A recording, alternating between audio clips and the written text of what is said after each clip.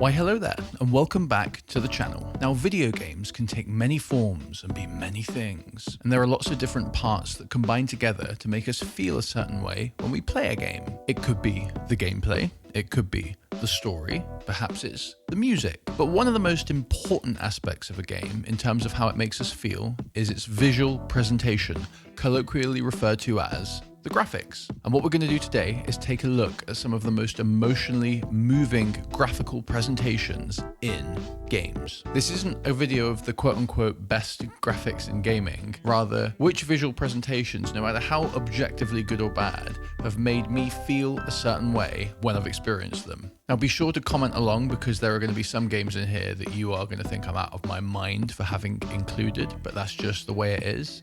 But likewise, if there are any games that have a visual presentation that you absolutely adore, but that everyone else says sucks, those are the ones I would love for you to share in the comments, and maybe any memories or experiences you have with them, because those are the kinds of games that I can really get my teeth into.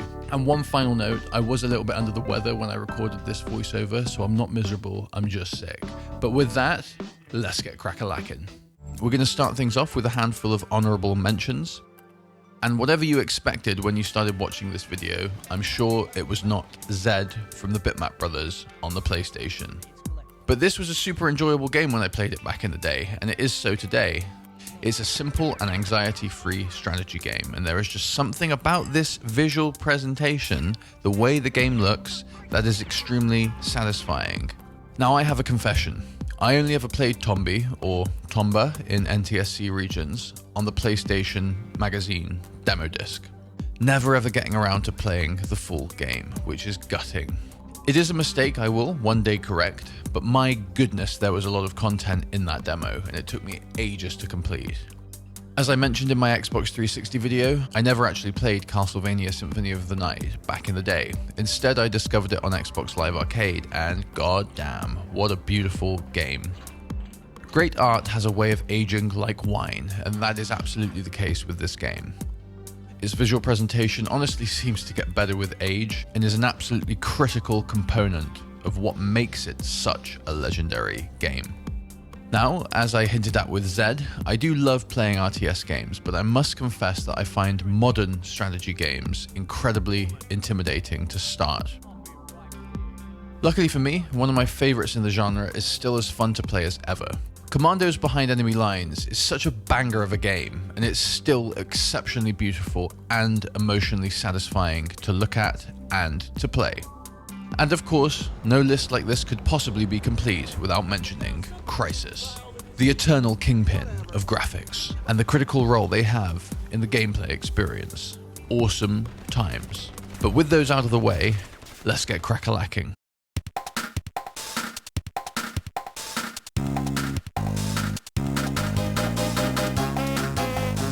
The 16-bit generation was jammed full of some of the most fascinating and emotionally satisfying video games ever made, and it simply did not get any better than Toy Story from Traveller's Tales. Released for the Sega Mega Drive in 1995, after the PlayStation was already out in Japan, I might add, it remains an extraordinary experience to this very day.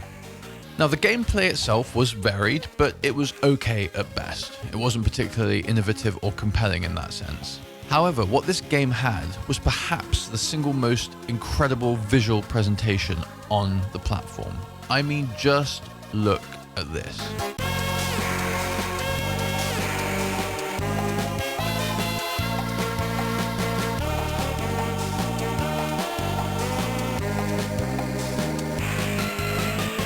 I still vividly remember renting Toy Story from Blockbuster back in the day, almost 30 years ago. I mean, it might actually be 30 years ago, I'm not sure.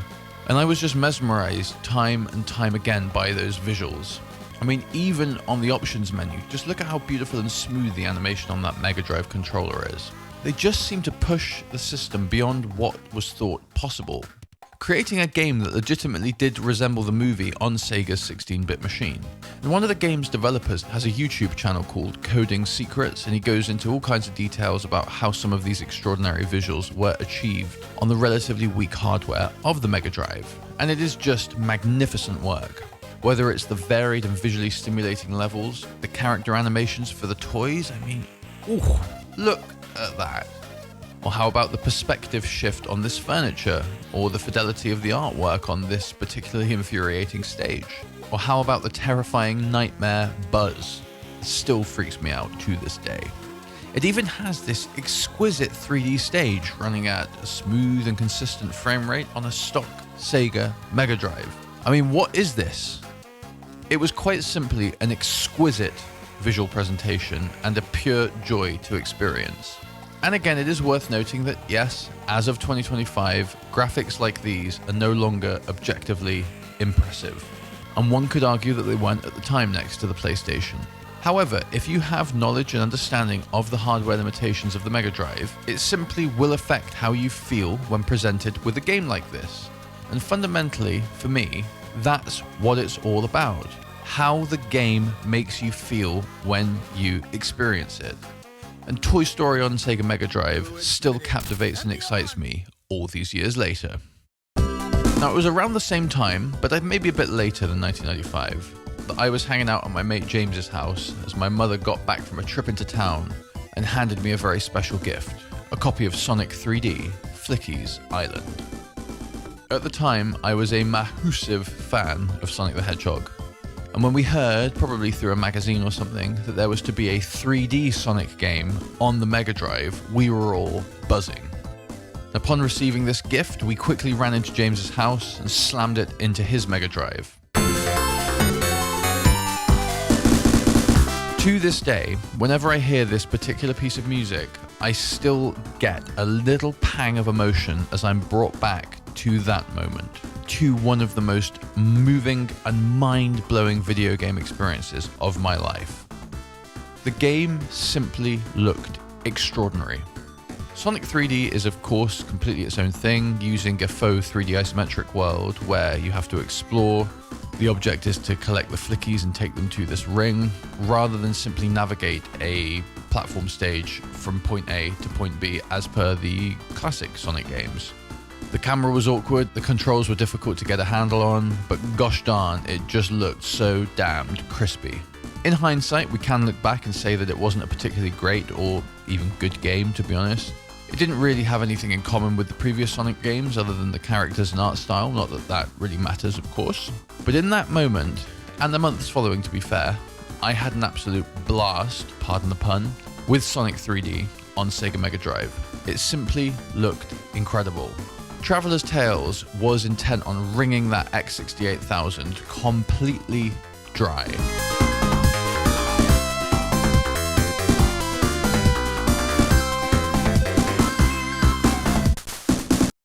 Along with being an avid console gamer during the 90s, I was fortunate enough to have a desktop computer to play games on, too. I've already mentioned a few of the experiences I have had on that platform, but few games have featured a visual presentation that has impacted me the way that Monolith Productions' very first game did.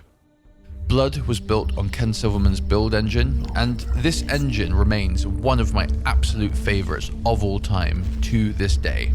It offered groundbreaking interactivity, but also it was the way the games looked. There is just something about the way that games made in Build Engine look that just gives me that emotional reaction inside that I can't describe, but it just makes me want to be in that world and play that game. And as was the case with Tombi, I only ever played Blood via a demo disc back in the day, but like Tombi, the demo contained the entirety of the first chapter of the game, and what an experience it was. These visuals were just insane. Bloody, gory, gothic. I mean, just look at that. Wow. It was everything 7-year-old me needed in a video game. And goddamn did I love playing it. One thing that Build offered over its competitors was that aforementioned level of interactivity with the environment. Whether it was discovering the insane number of secrets in each level, I mean, this is literally the very first few seconds of the game.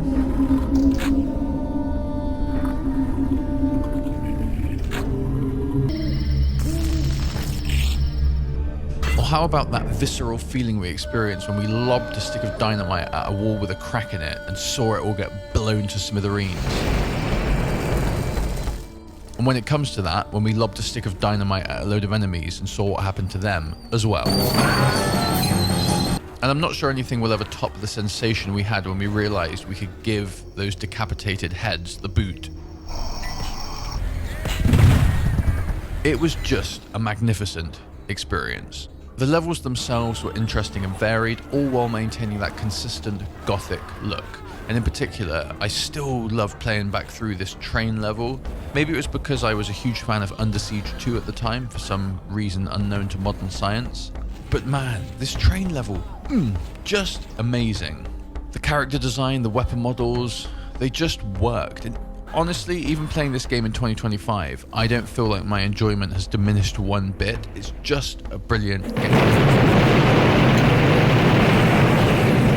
Incidentally, it is available on GOG and is absolutely worth picking up if you need some OG build action in your life. And I also just feel compelled to mention that in 2019, Voidpoint and 3D Realms released a game called Ion Fury, which is a modern build engine game. And they really took that engine as far as it could possibly go. And my goodness me, is it glorious.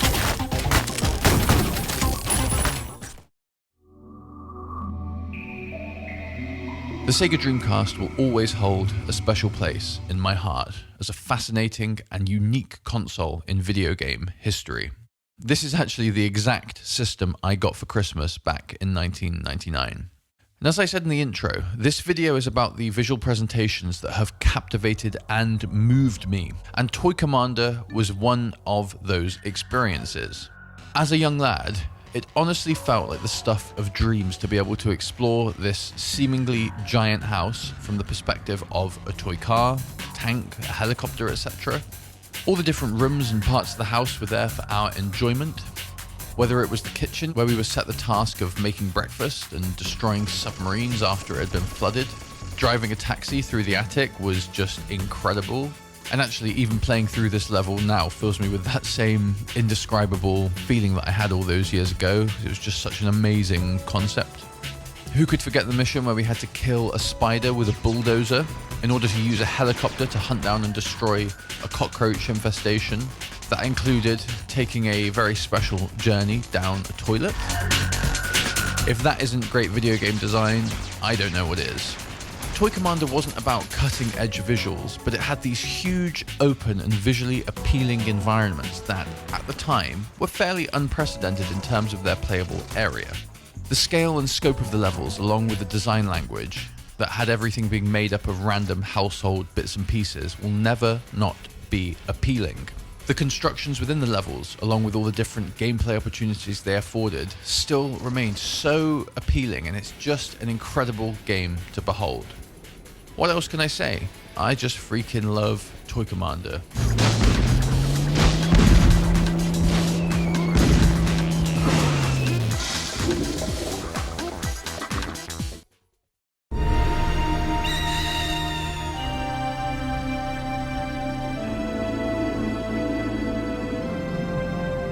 It's difficult to put the experience of Shenmue into words.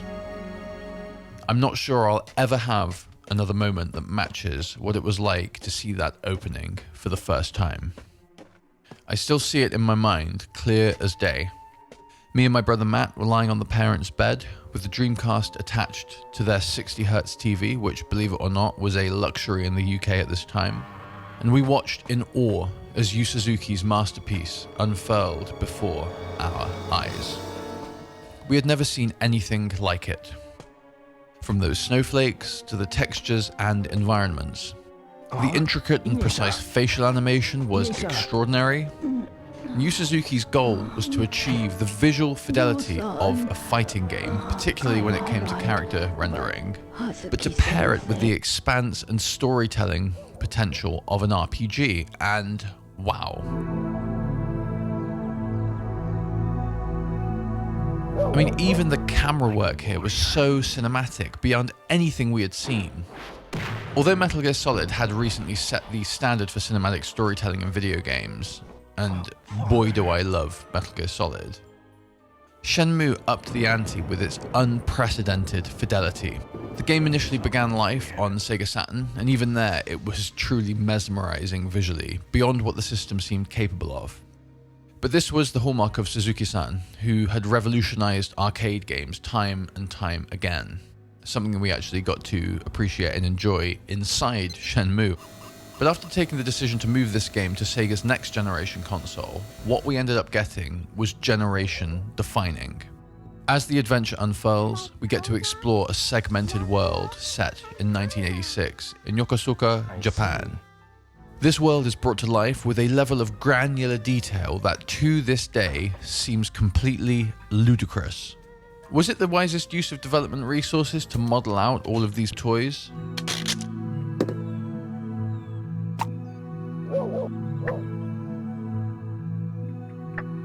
Huh?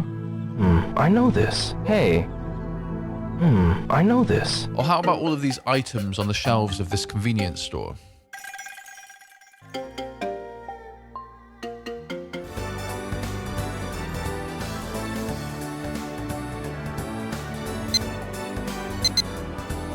What about the posters and magazines in this travel agent?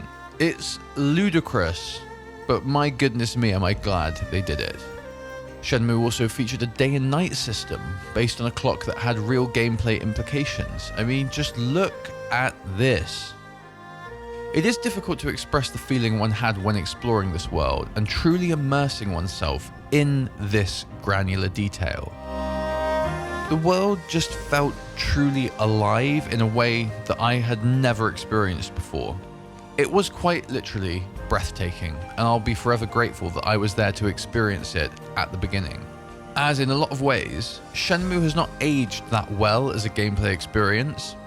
It asks a lot of the gamer, and those with modern sensibilities might struggle with how little it holds your hand in achieving objectives and even just navigating the world.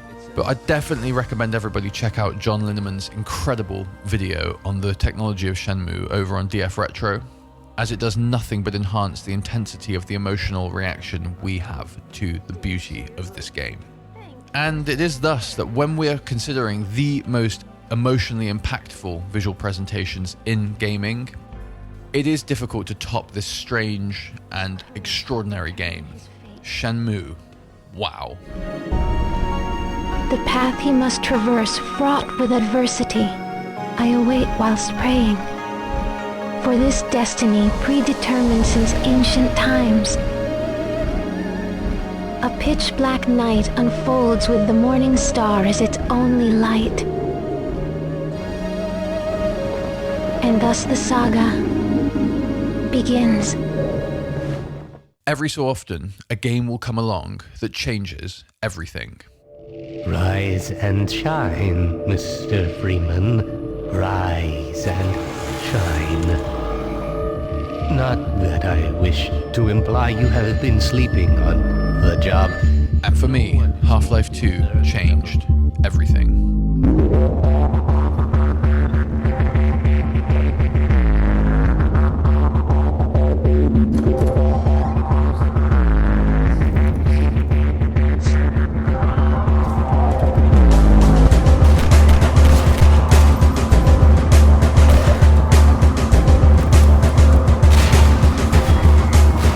Powered by the revolutionary Source engine, Valve created a game that was not only one of the greatest sequels of all time, it launched video game technology forward.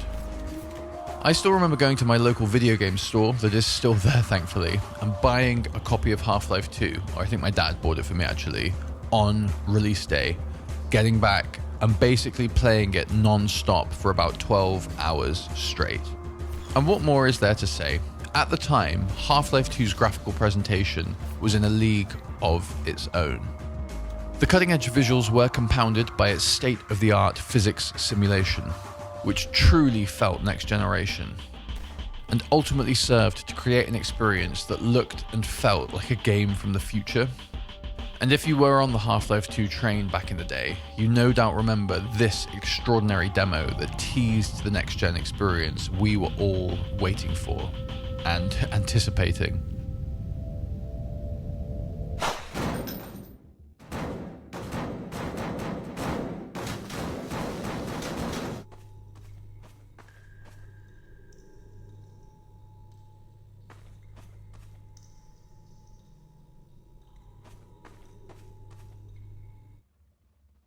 God, like even looking at this now, it just conjures back that emotion, that excitement we all felt. It was just such a great time in gaming.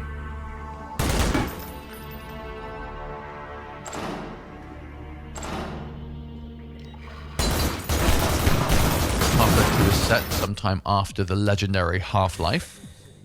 And you once again assume the identity of the theoretical physicist Gordon Freeman as he arrives in City 17, following the conquest of Earth by an alien species known as the Combine. From here, we set off through this dystopia on our adventure, and the game takes us through all manner of fascinating, beautiful locales. In particular, in a story about visuals, I cannot not mention Ravenholm and how creepy this place was for a 14-year-old me to make his way through at 2 AM.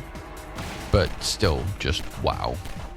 But one memory that really sticks out for me, perhaps more than any other when thinking back to my time with Half-Life 2, is the sensation of travelling a long distance that I got when playing the levels in the airboat and the car. It is difficult to describe, but playing this back in 2004, I really felt like I was on this huge road trip covering like vast swaths of land and stopping off here, exploring that building and then moving on to the next one. And it was just incredible vibes, just such a great gameplay experience. Now, of course, Valve updated the engine when Half-Life 2 Episode 2 came out and just made it even better. But nothing will top that initial playthrough back in 2004 when we were just seeing things we could not believe. And once again, I would encourage you to go and check out John Linneman's breakdown of the technology of Half-Life 2 on DF Retro. It gave me so much insight and understanding about just how amazing this presentation was. But remember, ultimately, I judge the impact of its graphics tech on how it made me feel when I experienced it. And honestly, this was as profound of a next generation moment as I have ever had. And it was over 20 years ago. Get that thing away from me! There, my pet. Hop up. No, not up there! No! No!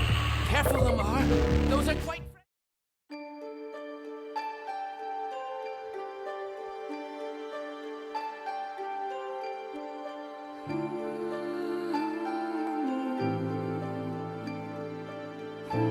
It is rare that I am almost brought to tears by how a game looks. But the art and technical brilliance on display in Moon Studios' Ori and the Will of the Wisps did just that. And I know that if you have played it, you will most definitely feel the same way. The artistic vision on display here is simply on another level. The physical depth of the environments with those breathtaking parallax layers, exquisite lighting and particle effects are nothing less than a treat for the eyes. And much as the game looked exceptional on Xbox One X, where I initially played it, it wasn't until the Series X version that for me, Ori reached its true potential. It already had what was arguably the best HDR in gaming, but to see that running at a buttery 120 FPS at 4K, it's possible that no game has ever looked better in my eyes. And despite this being an episode about visuals, I cannot allow this moment to pass without mentioning Gareth Corker's spellbinding, heart-wrenching music.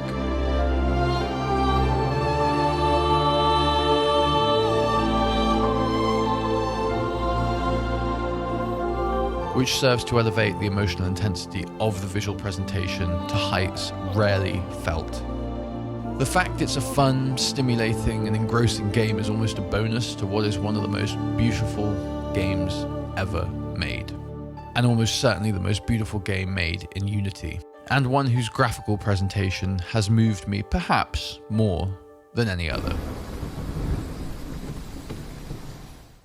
Ooh, I hope you enjoyed watching that as much as I enjoyed making it. Even going back and just revisiting Shenmue and remembering some of those experiences I had when I was younger was just awesome. And like I said in the intro, please do comment down below with your favorite visual presentations in gaming, the ones that have moved you the most. In particular, the games that have graphics that everyone else says sucks, but that you love. If you did enjoy watching the video, please consider clicking the like button, as it really does help us out a lot. And if you want to see more stories about cool, awesome stuff, maybe even consider clicking the subscribe button.